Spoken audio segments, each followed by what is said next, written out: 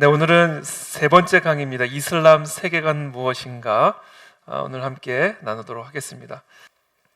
오늘날 이 시대에 정말 이슬람의 이 힘이 대단하죠. 또 대한민국 안에서도 많은 무슬림 인구들이 유입이 되면서 이 무슬림의 영향력이 대단해지고 있습니다. 특별히 무슬림의 이 석유머니가 있잖아요. 오일머니, 경제적으로도 엮여 있고요.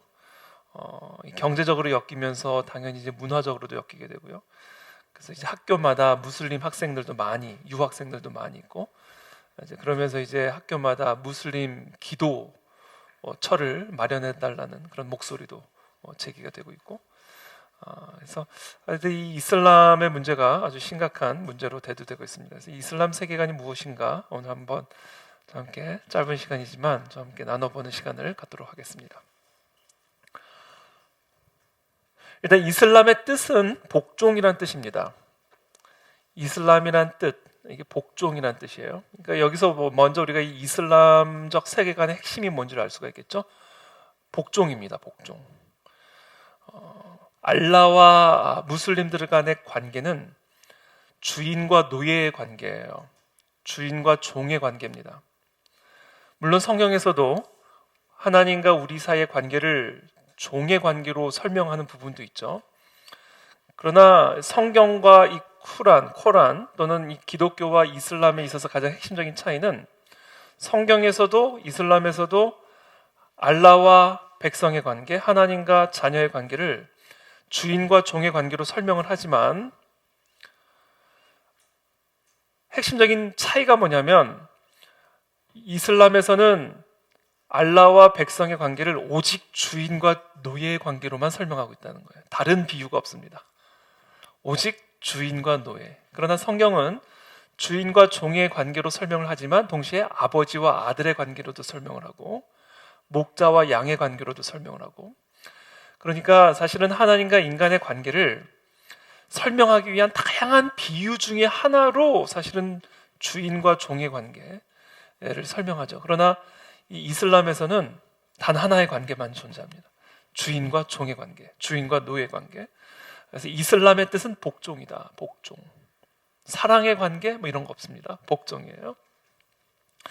그래서 무슬림, 그러니까 이슬람인, 무슬림의 뜻은 알라에게 복종하는 사람이에요. 이게 무슬림의 뜻입니다. 여기서 먼저 이제 일단 기본적으로 이슬람적 세계관의 본질과 핵심이 나타나죠. 자, 그렇다면 이슬람 종교는 언제부터 시작이 되었는가? 이슬람교의 기원은 바로 610년 무함마드에게 지브릴이라고 하는, 우리말로 하면 이제 가브리엘이죠. 이 가브리엘을 아랍어로 하면 지브릴입니다. 이 지브릴이라고, 발음도 어렵네. 지브릴이라고 하는 그 천사로부터 무함마드가 알라의 계시를 받습니다. 그리고 죽을 때까지 632년에 죽을 때까지 약 23년간 이 지브릴로부터 계시를 받게 되는데요. 610년에 처음으로 가브리엘이 무함마드에게 나타나 알라의 뜻을 계시합니다. 그렇게 되면서 이제 이슬람교의 시작이 일어나게 되죠. 그리고 그와 같은 계시된 내용을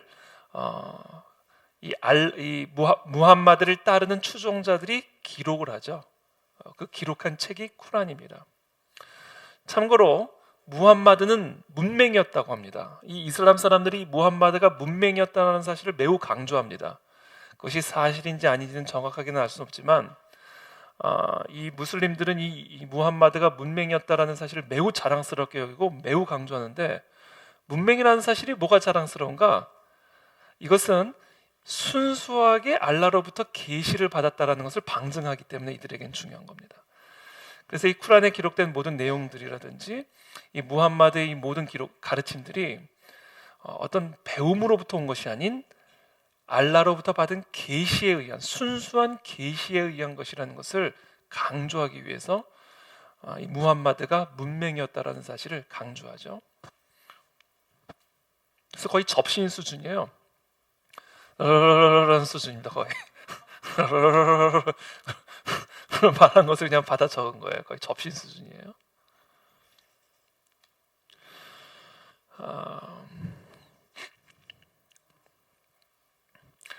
특별히 이 622년에 어떤 일이 일어나게 되냐면 무함마드가 이제 당시 이제 그 메카는 사실 다신교를 믿던 그런 지역이었습니다.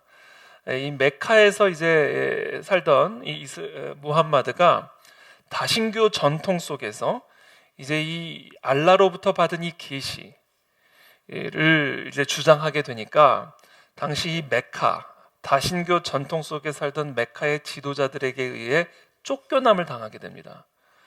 그래서 쫓겨난 곳이 바로 메디나라는 곳이에요. 메디나. 지금 여기 지도에 보시면 여러분 좀 멀어서 잘 안 보이시겠지만 메카에서 북쪽으로 위치한 곳이 바로 메디나라는 곳입니다. 그래서 622년에 메디나로 도주를 합니다. 이 사건을 일컬어 헤지라라고 합니다. 헤지라. 이슬람 달력은 바로 이때를 기준으로 해서 이슬람 달력이 시작이 됩니다. 그래서 이 헤지라 622년에 메카로부터 쫓겨나 메디나로 옮겨진 이때는 이슬람교에 있어서 아주 중요한 이슬람교 달력의 시작이다라는 겁니다. 자, 메디나로 간 이 무함마드가 그냥 거기서 그냥 피신만 하고 놀고 있었던 것이 아니라 메디나에서 아주 강력한 훈련된 추종자들을 모집하고 강력한 군사력을 키우게 됩니다. 그러고 나서 629년에 그 추종자들, 군사적으로 잘 훈련된 추종자들과 함께 메카로 돌아와 메카를 무력으로 점령을 하게 됩니다. 그리고 이곳에 이 카바를 정화하죠. 이 카바라는 것은 사실상 이 다신교 우상 신전이었는데 이것을 이제 이슬람교 신전으로 정화를 하게 됩니다. 그래서 이 메디나로 쫓겨났던 이 무함마드가 메디나에서 무력으로 준비된 추종자들과 함께 다시 629년에 메카를 점령하게 되는, 그리고 그 카바라고 하는 다신교 전통의 우상 신전이었던 그곳을 이슬람교 신전으로 정화시키는 이 모든 과정 속에 필수적으로 등장한 수단이 뭐냐면 폭력이에요. 폭력. 무력으로, 그러니까 군사력으로 메카를 점령하게 되고 다신교 신전이었던 그곳을 이슬람교의 신전으로 정화를 하게 됩니다. 그 핵심적으로 사용되어졌던 도구요 수단이 바로 군사력, 무력이었다. 그래서 이 이슬람교, 그 이후에 이 이슬람교의 확장에 있어서, 그리고 이슬람교의 선교에 있어서 가장 중요한 선교적 수단으로 사용되어지는 것이 바로 지하드, 성전, 폭력입니다. 무력이죠. 무력으로 선교한다. 이게 아주 이슬람교의 핵심이죠.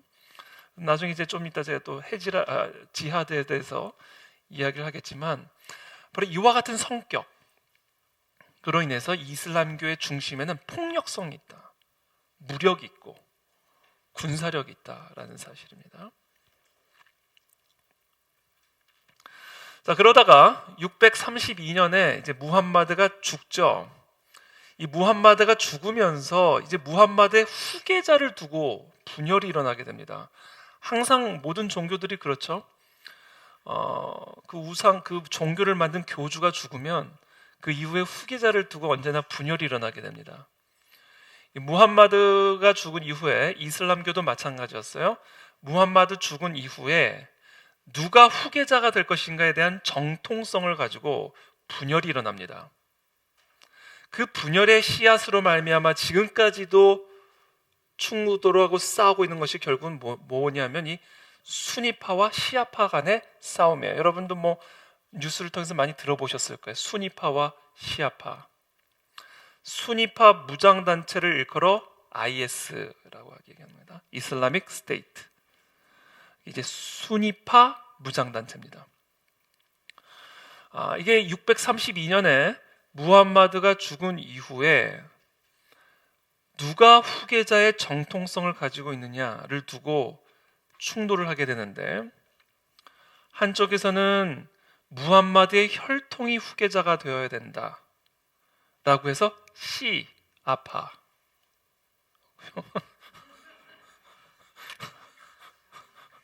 그런데 왜 외는데 도움이 되도록. 그래서 시아파, 시아파. 그리고 무슨 시가 중요하냐? 선출에 의해서 후계자를 선출하면 되는 거지. 그래서 수가 중요하다. 수가. 그래서 수가 몇 명이니? 그래가지고 순위파. 그래서 순위파와 시아파 간의 충돌이 지금까지도 이루어지고 있다. 전 세계적으로 이 이슬람 세력에서 다수를 이루고 있는 파는 순위파입니다. 그리고 그 순위파의 대표적인 국가가 사우디아라비아고요. 그리고 시아파의 대표는 이제 이란이고요. 이라크나 시리아 같은 경우는 이제 그 시아파가 정권을, 순위파가 다수였는데 시아파에서 정권을 탈취하면서 순위파가 이제 수세에 몰리게 되면서 수세에 몰려진 우리의 힘을 다시 키우기 위해서 순위파 무장단체들을 만든 거예요. 그것이 IS라는 단체고요. 그래서 뭐 지도를 보시면 중간에 저렇게 다 지금 연두색인데 조금 가운데 짙은 녹색 지역이 바로 이란과 이라크 지역이고요. 그 외의 지역은 다 옅은 연두색이죠. 바로 이 연두색 지역이 다 순위파 지역이고, 그리고 짙은 이 녹색 지역이 바로 시아파. 그 중에서도 가장 핵심이 이란이다라는 겁니다. 이란. 최근에 제가 나중에 좀 더 이야기하겠지만, 최근에 그 이란에서 무인 드론기를 가지고 사우디의 원유 시설을 공격을 했습니다. 이게 다 이제 순위파와 시아파 사이에 끊임없는 갈등 구조를 보여주고 있죠. 그래서 이란은 지금 아주 국가 존립의 위기에 지금 처해 있는 아주 심각한 그런 상태입니다. 어쨌든 그렇다라는 거예요. 그래서 이 순위파와 시아파 사이의 갈등 구조를 이해하셔야 이 중동 분쟁을, 특별히 사우디와 이란 사이의 문제들을 이해하실 수 있고요. 또 왜 IS가 이렇게 전 세계적으로 활약하는지 또 이해하실 수가 있습니다. 사실 전 세계적으로 가장 강력하게 성장한, 가장 빠르게 성장한 기독교 이후에 탄생한 종교 가운데 가장 빠르게 성장한 종교가 바로 이슬람입니다. 사실 지금 이슬람이 활약하고 있는 이 중동 지역은 과거에 이 동로마 지역이었죠. 동로마 지역, 비잔티움 제국, 터키의 수도인 이스탄불은 당시 그 동로마 제국의 수도였죠. 사실 그래서 이게 다 어떻게 보면 기독교 영향권 아래 있었던 그런 나라였습니다. 그런데 이제 이 이슬람이 15세기 중반이죠. 15세기 중반에 그 오스만 제국의 술탄, 그 왕이죠. 술탄. 오스만 제국의 술탄 메흐메트, 제 기억이 맞다면 2세인데 잠시만요. 메흐메트 이것도 정확하게 해야 되니까.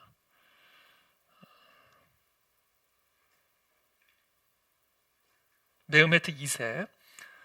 메흐메트 2세가 오스만 그 제국의 술탄이었던 메흐메트 2세가 15세기 중반에 삼켜버립니다. 이런 식으로 해서 사실은 과거의 이 동로마 제국 하에 상당한 기독교적 영향권 아래 있었던, 그리고 실제로 지금 중동 터키 지역 같은 경우는 다 지금 우리 사도 바울의 유적지가 다 있잖아요. 거기에. 그랬던 지역이었는데 이게 사실은 15세기 중반에 오스만 제국의 메흐메트 2세가 이 지역을 완전히 점령해 버리면서 그 지역이 완전히 이제 무슬림화 돼 버리는 그런 역사가, 아픈 역사가 일어나게 돼서 사실은 지금 그리스나 터키를 보면 너무 마음이 아파요. 사실은 너무 마음이 아픕니다. 정말 이 초대교회의 가장 핵심적인 역사지, 그리고 이 사도 바울이 가장 활약을 했던 그런 역사 유적지들이 지금 다 이 무슬림 지역이 된 것을 보면 참 가슴이 아프죠. 그만큼 강력한 군사력을 가지고 이 중동 지역, 과거에 이제 동로마 지역이었던 이 중동 지역을 삼켜버립니다. 근데 이들이 이 지역을 삼켜갈 때 썼던 정책 중에 하나가 뭐냐면 딘미라고 하는 정책이에요. 딘미. 이 딘미라고 하는 것은 결국은 2등 국민을 의미합니다. 2등 국민. 이슬람 사람들이 이것을 점령을 할 때요, 그냥 무조건적으로 다 이슬람을 믿도록 그렇게 강요하지 않았습니다. 그 대신 기독교인들을, 당시 이 동로마 지역이었으니까 기독교인들을 2등 시민으로 취급을 했어요. 그러니까 딘미로 취급해서, 이 딘미라는 게 결국 2등 시민을 의미하는 것인데, 이 딘미는 이제 어떤 책임을 갖게 되냐면, 죽이지는 않는다. 그리고 너희의 종교를 인정도 한다. 그러나 무슬림들의 주권과 이 무슬림들의 이 주권의 무조건적인 인정과 복종을 요구하게 되는 겁니다. 그러니까 오케이, 너희 종교 생활해. 너의 생명과 재산도 내가 안전하게 보정해 줄게. 그러나 무슬림의 주권을 무조건적으로 인정하고 무조건 정치적으로 복종해야만 해라는 것, 첫 번째 요구했고요. 두 번째는 전쟁이 일어날 때 무조건적으로 무슬림을 지원해야 돼. 인두세와 토지세를 내야 돼. 마지막으로 네 번째, 무슬림의 여행자들을 매년 3일간 환대해야 돼. 이와 같은 조건을 제시합니다.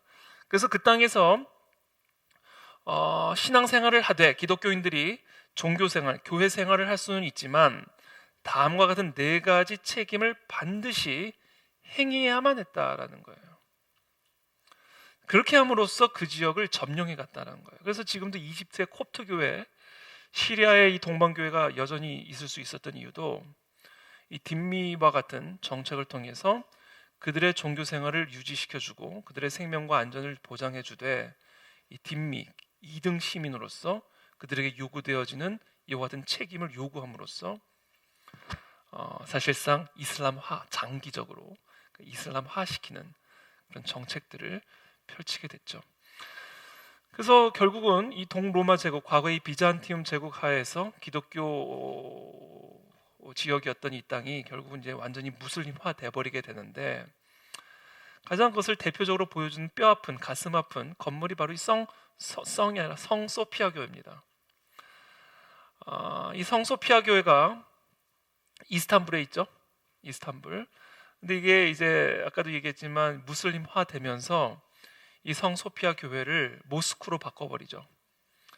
과거의 교회로 하나님을 예배했던, 예수님을 예배했던 이 교회를 이제 모스크로 변화시키면서 이렇게 이 내부를 완전히 변화시켜놨습니다. 이런 것들을 보면 참 가슴이 아프죠. 근데 이런 일들이 지금 서구 유럽에서 일어나고 있습니다. 영국, 독일, 과거에 찬란한 기독교적 유산을 가지고 있었던 그런 영국과 같은 서유럽 국가가 강력한 무슬림의 영향력으로 인해서 교회가 모스크로 변화되어지고 이런 일들이 지금 일어나고 있는 상황이죠. 그래서 저는 나중에 우리 윌버포스 유스 아카데미, 이제 우리 고등학생들 윌버포스 유스 아카데미를 하면 꼭 한번 영국을 한번 다 같이 데리고 한번 다녀오고 싶어요. 이 성경적 세계관으로 무장되지 않고 이원화된 신앙생활을 하게 됐을 때, 교회 안에서 신앙생활을 하게 될 경우에 세상이 어떻게 되는지도 알지 못하고 방치할 경우에 어떤 일들이 일어나는지를 가장 잘 보여주는 사례가 바로 영국입니다. 동성애가 합법화되고 말할 수 없는 그런 지금 처참한 지경에 이르게 된 이 영국 상태를 바라보면서 사실 우리가 반면교사로 삼아야죠. 그래서 저는 나중에 우리 윌버포스 유스 아카데미를 하면 꼭 영국을 아우리치로 한번 좀 다녀와서 이 영국의 땅, 영국의 현실들을 한번 좀 보고 싶습니다. 자, 이렇게 독일이 이렇게 이 무슬림들이 아주 강력하게 확장을 하면서 전 세계 무슬림의 영향력들을 극대화시켜가고 있는 상황이죠.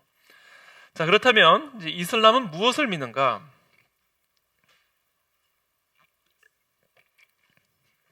자, 이슬람 사람들은 무엇을 믿는가? 이 무슬림들은 무엇을 믿는가? 무슬림은 어떤 세계관을 가지고 있는가? 크게 이렇게 나눌 수가 있습니다. 육신오행, 이렇게 외시면 돼요. 6개의 믿음과 5가지 행위, 이것이 이슬람 신앙, 무슬림의 핵심 골격입니다. 무슬림이라면 무조건 다 6가지를 믿어야 하고요. 다섯 가지를 무조건 행해야 합니다. 그래서 무슬림은 누구인가? 바로 육신 오행하는 사람이다. 육신, 첫 번째 알라에 대한 믿음, 두 번째 천사에 대한 믿음, 경전에 대한 믿음, 선지자에 대한 믿음, 마지막 날에 대한 믿음, 운명에 대한 믿음. 운명론이에요. 성경은 예정론이죠. 이슬람은 운명론이에요. 바꿀 수가 없어요. 예정론과 운명론은 기본적으로 다릅니다. 그건 제가 조금 이따 설명을 드릴게요. 자, 이 육신이 바로 이 이슬람의 세계관을 형성합니다. 그리고 이 세계관을 기초로 해서 다음에 다섯 가지 행위를 해야만 하는데, 첫 번째 샤하다를 해야 되고요, 살라트를 해야 되고요, 자카트를 해야 되고요, 사움을 해야 되고요, 하지를 해야 됩니다. 정확하게 이해하셨죠? 이 다섯 가지를 해야 됩니다. 이게 뭔지는 제가 좀 이따 설명을 해드릴게요. 바로 이게 육신 오행, 무슬림들이 반드시 믿고 반드시 행해야 되는 육신 오행입니다. 이것이 이슬람 세계관을 형성하는 것이죠. 자, 첫 번째 이제 육신부터 한번 좀 살펴볼게요. 육신의 첫 번째 알라에 대한 믿음. 알라에 대한 믿음입니다. 사실 이 알라라고 하는 신은 무함마드가 소속되어 있던 쿠라이시 부족이 섬기던 부족신 가운데 가장 높은 신의 이름이에요. 이게 바로 알라라고 하는 이름입니다. 물론 아랍어 성경, 그러니까 성경을 아랍어로 번역된 아랍어 성경에서도 하나님을 알라라고 표현은 합니다. 그러나 이 알라라는 이 신은 본래 쿠라이시 부족이 섬겼던 그 부족신에서 가장 높았던 신의 이름이 바로 알라였다. 이 쿠라이시 부족은 바로 이 무함마드와 그 가문이 속해 있었던 부족이었습니다. 그래서 이 무함마드가 가브리엘에 의해서, 그 무함마드의 주장이죠. 무함마드의 주장에 따라 이 가브리엘에 의해 알라로부터 받은 그 계시를 사실상 이제 이 알라라는 이름으로, 당시 부족신의 가장 높은 신의 이름이었던 알라로 차용을 하면서 사실 이슬람교가 시작이 되는 것이죠. 그리고 참고로 이 무함마드 주변에는 당시 많은 그 기독교 이단이 있었어요. 일단 이 부족신의 이름으로 알라를 차용을 하고요. 그리고 이슬람의 신학은 당시 무함마드 주변에 있었던 많은 기독교 이단의 영향을 받습니다. 그래서 이 이슬람 신학 안에는 이 성경적 세계관과 참 비슷한 부분들이 좀 많아요. 그럼 본질적으로는 다른데 비슷한 부분들이 참 많이 있습니다. 그 이유가 당시 이 무함마드 주변에 있었던 기독교 이단의 영향을 받아서 그것을 이 이슬람 신학에 차용을 했기 때문이다라는 거예요. 자, 이 알라에 대한 믿음입니다. 알라 이외에 어떤 신도 존재하지 않으며 10계명 1계명과 너무 비슷하잖아요. 사실 똑같죠.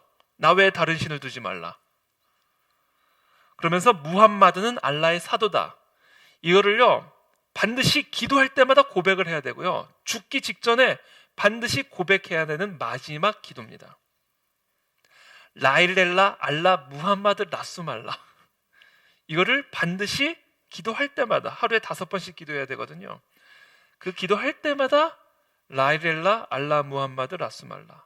알라 이외에 어떤 신도 존재하지 않으며 무함마드는 알라의 사도다라고 신앙 고백을 해야만 한다라는 거예요. 제가 아까도 잠깐 이야기했지만 유대교와 기독교의 유일신 사상에 큰 영향을 받았습니다.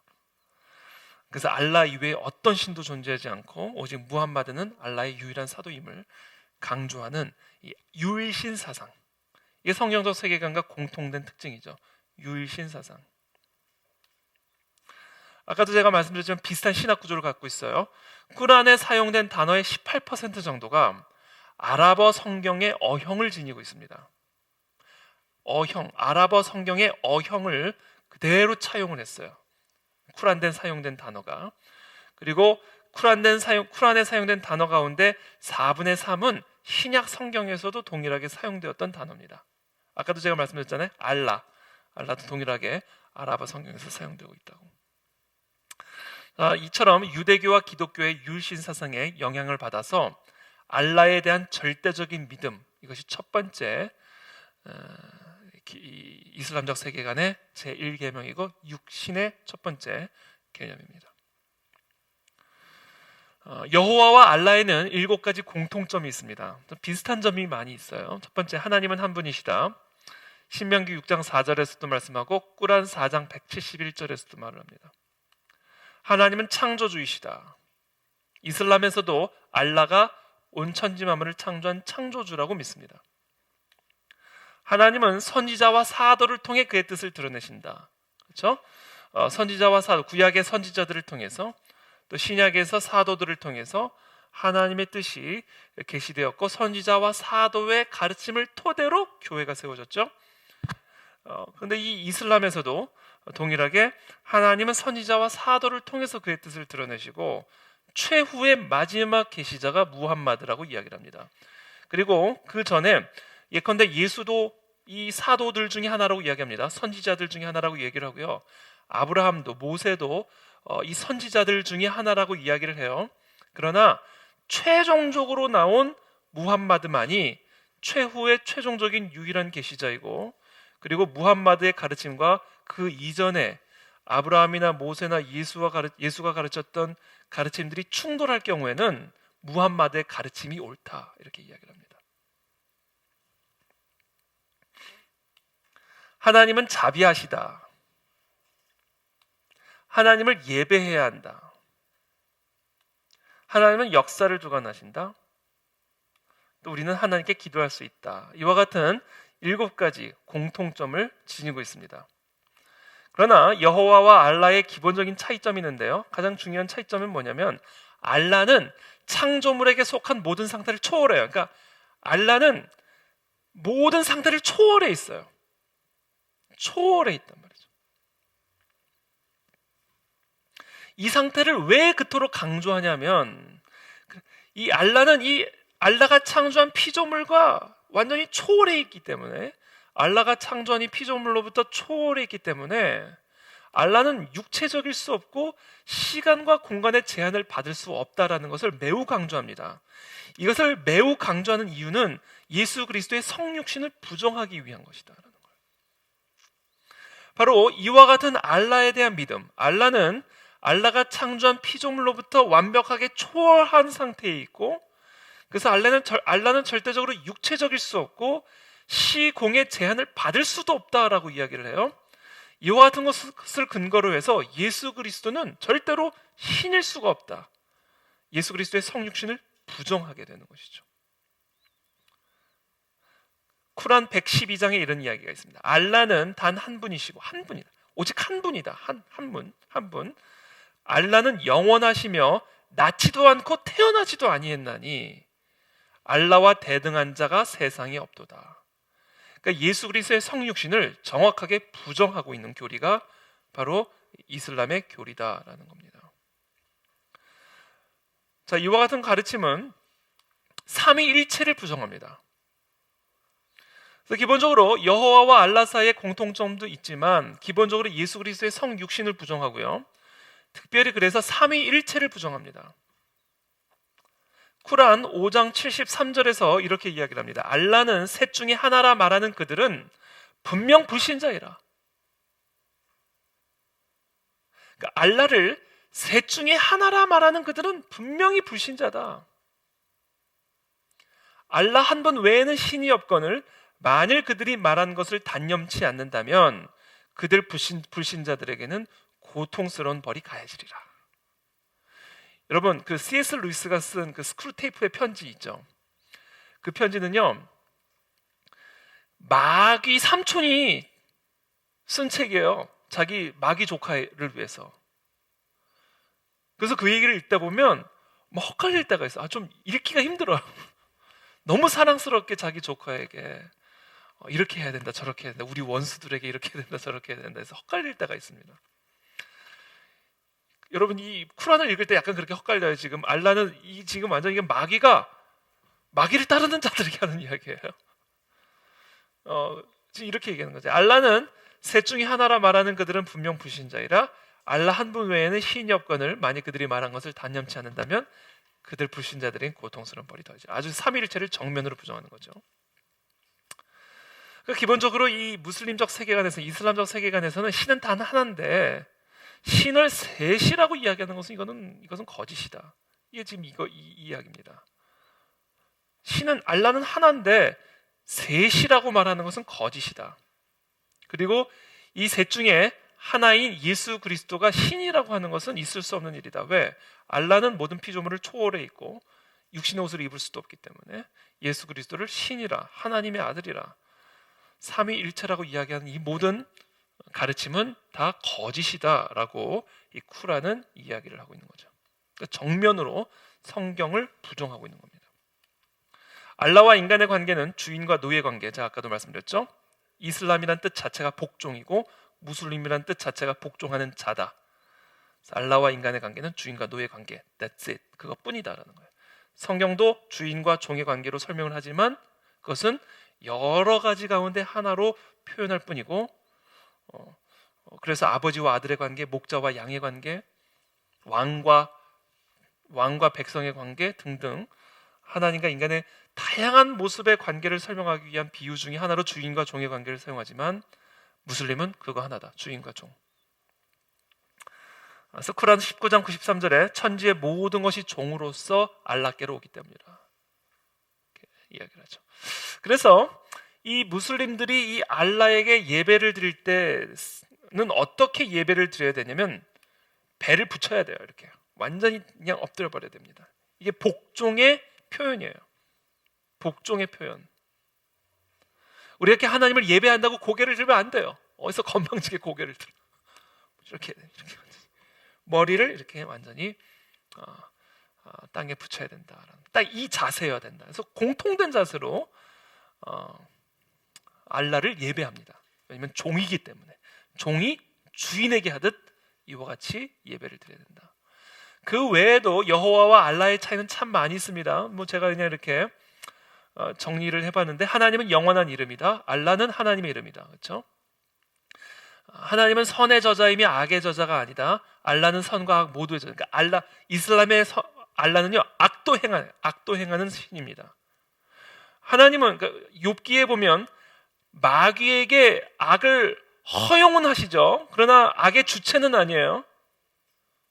하나님의 큰 선의 섭리 가운데에서 사탄도 사용하십니다. 왜냐하면 사탄도 하나님의 주권 아래에 있기 때문에 사탄조차 하나님의 선을 위해서 일을 해요. 그러나 이 이슬람에서의 알라는 악의 저자예요. 악의 저자. 악의 주체가 되는 겁니다. 하나님은 거룩하며 그를 따르는 자들도 거룩해야 돼. 내가 거룩하니 너희도 거룩해야 한다. 그러나 꾸란은 알라의 거룩함에 대해서 언급하지 않아요. 거룩함은 알라에게 중요하지 않아요. 인간은 하나님의 형상대로 창조되었으며 그분을 닮는 것을 추구해야 된다. 우리는 하나님의 형상대로 지음받았기 때문에 그 형상을 파괴한 죄로부터 자유케 되어 하나님의 형상을 닮아가는 것이 우리의 구원의 목적이고 우리의 삶의 목표죠. 그러나 이슬람은 피조물 중에 그 누구도 알라를 닮을 수가 없어요. 닮으려 해서도 안 돼요. 왜? 우리는 종이니까. 그래서 인간의 어떤 성품도 알라와 연결을 시키면 안 됩니다. 하나님은 죄인들을 사랑하시죠. 그러나 알라는 그를 미워하는 자를 미워하고 그에게 복종하는 자들을 사랑합니다. 그는 사람을 사랑할 의무가 없어요. 알라는 백성을 사랑할 의무가 없어요. 그리고 그가 선택한 사람을 사랑할 수도 있고 미워할 수도 있습니다. 하나님은 자기가 한 말씀에 신실하시며 그 말씀은 변치 않아요. 그래서 그분은 거짓말하실 수가 없어요. 그러나 알라는 자기의 뜻대로 행해요. 자기가 한 말을 막 뒤집어요. 그리고 막 무함마드가 옛날에 막 계시받았던 게 나중에 계시받은 거랑 다르면 최근에 받은 게 맞다 이렇게 얘기를 합니다. 상반되는 말, 그러니까 그가 앞서 한 말을 폐기하고 이와 상반되는 말로 대체할 수 있어요. 일관성이 없다는 얘기예요, 한마디로. 그는 자신의 언약을 따를 의무가 없고요. 자기가 한 언약을 자기가 따를 의무가 없는 거예요. 어떤 식으로든 사람에게 의무를 지지 않아요. 하나님과 아브라함이 언약식을 맺었을 때 동물을 반으로 가르게 하고 그 앞을 지나가게 했잖아요. 이것은 내가 너와 맺은 언약이 이와 같은 구속력을 갖고 있다. 네가 순종하면 나는 너를 축복할 의무가 있고, 네가 불순종하면 나는 심판한다. 이 언약이잖아요. 쌍방간의 언약이잖아요. 근데 이 이슬람에서의 알라는 자신의 언약을 따를 의무가 없는 신이에요. 자, 이처럼 근본적인 차이가 있다라는 겁니다. 그러나 그럼에도 불구하고 알라는 유일한 신이며 무함마드는 알라의 유일한 사도임을 믿는 세계관, 이것이 바로 이슬람의 알라에 대한 믿음이다라는 거죠. 자, 두 번째, 천사에 대한 믿음.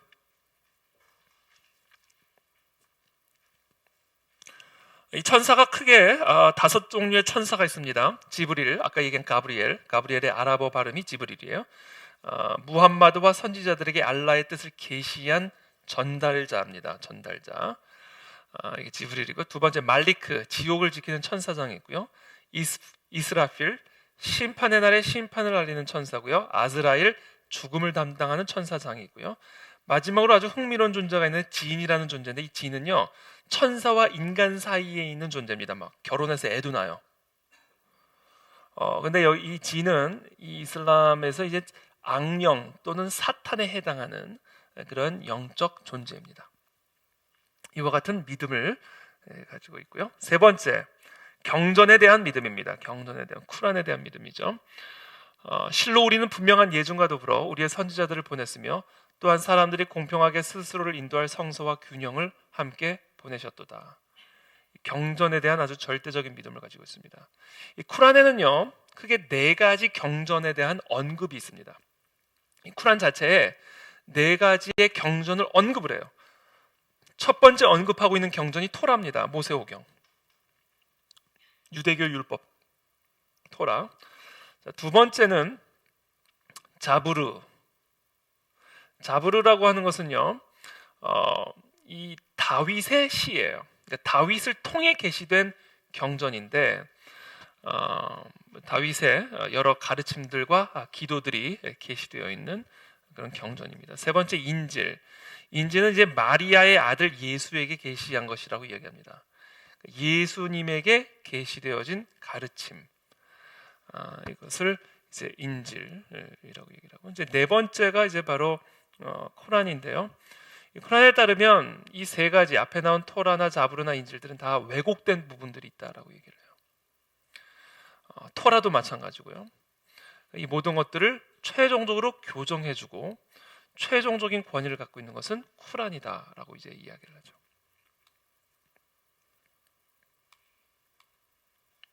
이 쿠란이라는 책은 610년부터 632년까지 무함마드가 천사 지브리를 통해서 알라에게 직접 계시받은 것을 추종자들이 기록한 책이고요. 아까도 얘기한 것처럼 모든 단어의 18%가 아랍어 성경의 어형을 지니고 있고, 그 중에 4분의 3은 신약 성경에서 인용한 겁니다. 쿠란의 60%가 모세오경과 구약의 역사서에서 유래합니다. 그리고 약 8% 정도는 신약에서 끌어낸 거예요. 아까도 얘기한 것처럼 무함마드는 문맹이었고요. 그가 받은 계시를 메디나에서 그 서기들이 받아 쓴 겁니다. 현존하는 쿠란은 우스만, 이게 3대 칼리프입니다. 그러니까 3대 최고 종교 지도자, 그러니까 무함마드의 후계 지도자, 1대, 2대, 3대 우스만 시대의 간행본, 이게 지금 현존하는 쿠란입니다. 이 이슬람 교리 가운데 특별히 경전과 관련해서 아주 중요한 교리가 하나 있는데, 이게 타하리프 교리라고 하는 겁니다. 이 타하리프라고 하는 교리는 이거예요. 두 책이 본래 하늘에 있는 원서, 하늘에서부터 축자 영감을 통해서 전달을 받았는데 두 책 사이에는 극명한 차이가 있어요. 그래서 이 사람들이 어떻게 이야기를 했냐면, 바로 이 토라와 복음이 변질되었다라고 이야기를 합니다. 그래서 이 쿠란과 이 성경이 상반되어진 거, 배치되어는 이 모든 부분들을 결국은 쿠란이 옳고 성경은 변질되었다라고 가르치는 거예요. 그리고 그와 같은 교리를 일컬어 이제 타하리프 교리라고 이야기를 하는 거예요. 그러니까 이 두 책 모두 다 하늘에 있는 원서로부터 축자 영감을 통해서 전달을 받았지만 극명한 차이, 내용의 차이가 존재를 하는데 성경과 쿠란 사이에는 그 이유는 성경이 변질되었기 때문이다라고 가르치는 교리, 그것을 타하리프 교리라고 이야기를 합니다. 그래서 이 쿠란도 성경에 있는 일부 내용들을 인용하면서도 결국은 성경은 전반적으로는 변질되었고 최종적인 권위를 갖고 있는 것은 오직 쿠란만이다 와 같은 가르침을 타하리프 교리라고 이야기합니다. 그래서 아까도 이야기했지만 삼위일체는 존재할 수 없고 예수 그리스도의 신성을 인정할 수 없는 이와 같은 교리들은 성경과 쿠란이 정면으로 배치되잖아요. 그래서 성경이 변질되었기 때문이다. 쿠란이 맞다. 그래서 삼위일체는 존재할 수 없고 예수 그리스도의 신성은 존재할 수 없다. 이렇게 가르치는 것이 이제 타하리프 교리다라는 겁니다. 그러니까 이게 참 이게 좀 역설적인 게 쿠란에 보면 이 쿠란 내용을 보면 이렇게 돼 있어요. 우리는 마리아의 아들인 예수로 하여금 구약 이전에 계시된 것을 확증하면서 그들의 발자취를 따르도록 했느니라. 성경을 인정을 해요.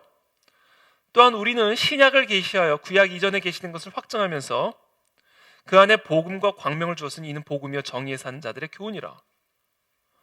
또 이렇게 얘기합니다. 우리가 그대에게 계시한 것에 그대가 의심한다면 그대 이전에 성서를 읽는 자들에게 물어보라. 성경 읽는 자들에게 물어보라는 거예요. 실로 그대의 주님으로부터 진리가 그대에게 이르렀나니 의심하는 자가 되지 말라. 이처럼 이 쿠란 안에는 이 성경의 권위를 인정하는 내용들이 들어가 있어요. 그럼에도 불구하고 쿠란과 성경 사이에 배치되고 부딪히는 이 부분들을 어떻게 해결할 것인가를 이제 해결할 수 있는 방법으로 만들어낸 것이 제가 좀 전에 말한 타하리프 교리다라는 거예요. 부딪혀 무조건 쿠란이 오라 이거예요. 성경 안에 있는 내용도 인용하지만 성경 안에 있는 내용의 권위도 어느 정도 인정하는 부분이 있지만 쿠란과 부딪혀 무조건 쿠란이 맞아. 성경이 변질됐기 때문이야. 타하리프 교리다라는 거예요. 자, 네 번째 신앙, 선지자에 대한 믿음입니다. 선지자란 사람들에게 알라의 말씀을 전하기 위해서 선택받은 자예요. 이 이슬람에서는, 이 쿠란에서는 크게 6명의 선지자를 인정합니다. 첫 번째 아브라함, 두 번째 모세, 세 번째 다윗, 네 번째 솔로몬, 다섯 번째 예수. 무려 6명 가운데 5명이 성경의 인물이에요. 그리고 6번째가 무함마드예요. 그런데 아브라함에서부터 예수 그리스도에 이르기까지 이들의 모든 가르침을 알라의 계시로 일부 인정하면서도 무함마드가 받은 최종적인 계시와 충돌하면 다 변질된 거야. 이렇게 얘기해 버리는 거예요. 이게 타하리프 교리다라는 거예요. 그러나 이 6명의 분들을 선지자로 인정을 합니다. 그러니까 예수도 하나님의 아들이 아니라 하나님의 신성을 가진 하나님의 본체가 아니라 이 6명 가운데 하나인 선지자, 사람에 불과한 존재로 이해를 합니다. 여성 선지자도 인정을 해요. 예수의 모친 마리아, 모세의 모친 요게벳, 파라오의 딸 아시아, 무함마드의 아내 카디자와 그의 딸 파티마, 이들을 여선지자로 인정을 합니다. 그러니까 이런 걸 보면 무함마드가 당시 있었던 이슬람의 이단에 아주 직접적인 영향을 받았던 것을 볼 수가 있어요. 그러니까 이 이슬람교의 신학 자체가 그 당시 그 토착 신의 이름을 띄었을 뿐 아니라 주변에 있었던 수많은 이슬람 이단의 영향을 받아 이와 같은 신학 체계가 성립된 것을 우리는 확인할 수가 있죠. 무함마드가 최후의 예언자다. 결국 무함마드의 말이 최종적으로 옳다. 무함마드의 말에 충돌하는 것은 다 변질된 거다. 이렇게 얘기합니다. 자, 여기서 우리가 무함마드란 사람이 어떤 사람이었는지를 좀 잠깐 한번 살펴보고 지나가 볼게요. 무함마드는 아라비아 반도의 메카에서 태어났고요. 지금 현재 사우디아라비아의 메카, 지금 그 카바 신전이 있는 메카, 쿠라이시 부족의 하심 가문에서 태어났습니다. 그의 아버지 압둘라는 무함마드가 태어나기 전에 죽었어요. 태어나기도 전에 죽었고 어머니 아미나는 무함마드가 6살 때 죽었어요. 그래서 삼촌 아부 탈립 밑에서 성장하게 되는데 이 아부 탈립 삼촌은 매우 가난한 그런 사람이었어요. 그래서 이 가난한 삼촌의 집안일을 돌보면서 목동으로 살아가게 되죠. 그러니까 이 무함마드는 사실상 고아였어요. 고아. 근데 이 고아나 마찬가지였던 이 무함마드가 25살이 되었을 때 40세가 넘었던 부유한 과부 카디자를 만납니다. 사실 처음부터 뭐 연애, 그러니까 애인으로 만난 것은 아니고 이 부유한 과부 카디자의 직원, 여러 가지 이 집사처럼 집안일을 돌볼 수 있고 사업일을 돌보는 직원으로 뽑았는데 이제 연애를 하게 되면서 결국은 결혼을 하게 되는 것이죠. 이 카디사가 여 선지자 중에 한 명으로 인정받는 바로 그 여인입니다. 그런데 이 카디사와 결혼한 이후에 25년 만에 카디자가 죽어요. 그래서 이 여인의 모든 유산들을 다 갖게 되는 거죠. 그래서 이 무함마드 거부가 되는 거예요. 무함마드는 엄청난 거부가 됐습니다. 그리고 나서 이 카디자가 죽은 후에 재혼을 하는데 몇 살짜리랑 재혼했게요? 6살 아이샤와 약혼을 하고 9살 때 결혼을 했어요. 소아성애자죠, 소아성애. 이때부터 무함마드에게 많은 부인들이 생겨나기 시작합니다.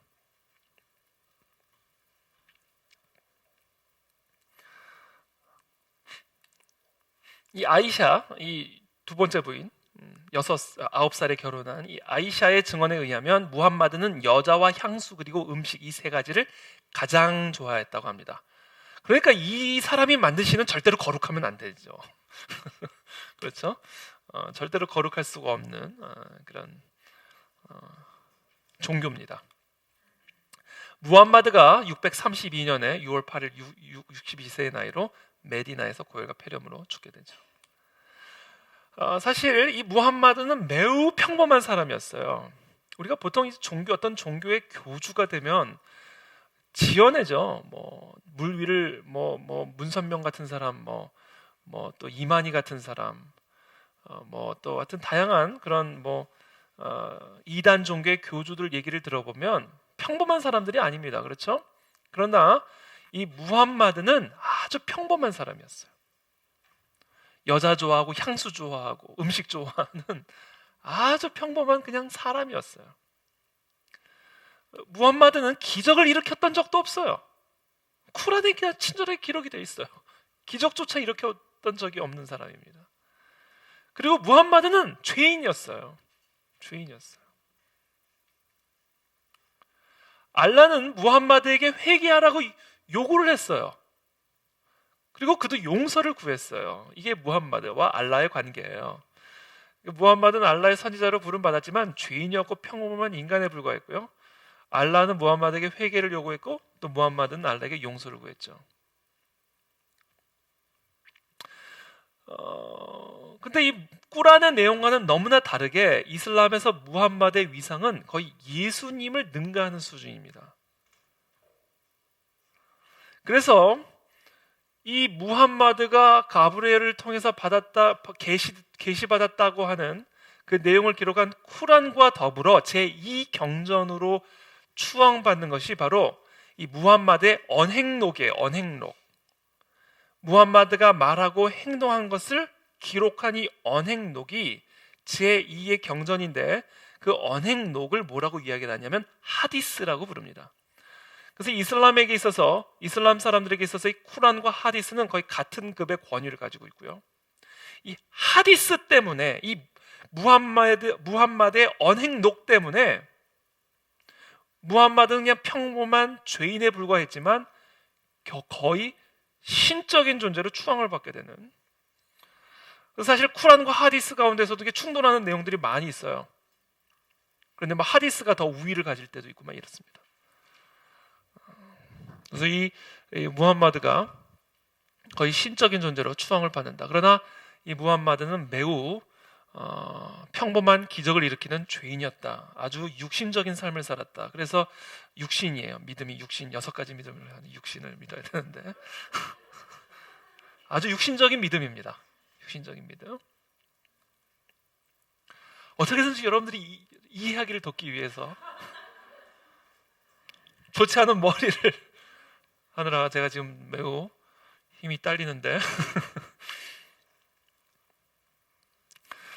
이 하디스의 이름, 이 하디스 가운데 하디스도 여러 가지가 있어요. 이 하디스 가운데서 가장 권위 있는 하디스는 이 무함마드가 죽은 다음 200년이 지나서 수집된 사히 부카리라고 하는 하디스입니다. 사히 부카리라고 하는, 이게 사히 부카리에 의해서 수집된 하디스인데, 이 하디스가 이런 거예요. 예를 들면 이런 겁니다. 꾸란에는 이런 내용이에요. 간음죄를 범한 사람은 죽을 때까지 감금하라. 간통한 여자와 남자 각각에게는 100대 가죽 태형이라. 이게 쿠란의 내용이에요. 그러나 하디스에 따르면 뭐라고 기록을 하고 있냐면, 우리는 돌로 쳐서 죽이는 것에 대한 내용을 쿠란에서 찾지 않는다, 이렇게 얘기해요. 하디스에서 찾으라는 얘기예요. 쿠란에는 그런 내용이 없다. 그러나 하디스에서 찾아라. 보라, 나는 라삼, 돌로 치는 형벌을 불법적인 성관계를 가진 자에게 주노라. 지금도 이 라삼의 형벌이 가해지고 있습니다. 지금도. 최근에 이란 법원에서 세계 인권의 날에 여성을 돌로 쳐 죽이라는 판결을 내렸어요. 이슬람의 여성 인권은 말할 수 없는 인권입니다. 그래서 지금도 땅을 파놓고 여성을 묻어요. 그리고는 목만 내놓습니다. 다시 흙을 덮어가지고 목만 내놓게 해요. 얼굴만. 그 상태에서 돌팔매질을 해서 죽입니다.